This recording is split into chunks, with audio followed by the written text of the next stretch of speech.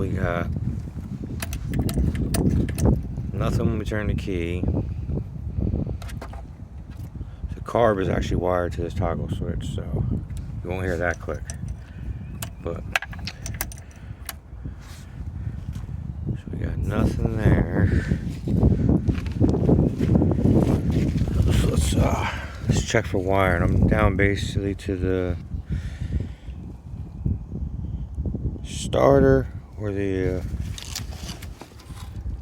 key switch. So here's my test light, and oh, can't see in there.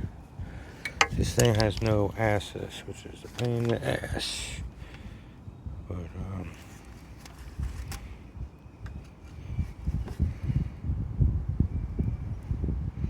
there you go. So I got 12 volts going to the starter. Solenoid is right behind there. You can't really see that. So I gotta turn the key, but can't do that. Hold on, let me see if I can rig this up. Oh.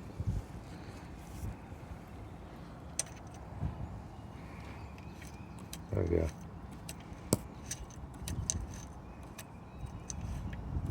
Both getting signal to start.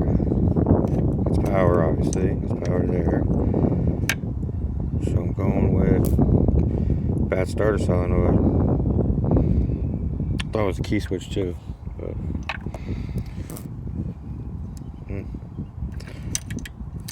possibility of bad ground. I'm gonna see if I can hook a ground to it and try to start it again. But as you see, the axis is limited. I actually twisted this out a little to get it out, just so I could see that. It's gonna be a pain in the butt to change the starter anyways. Let's see if I can hook a ground to the bottom though and try to start again, just to rule out bad ground.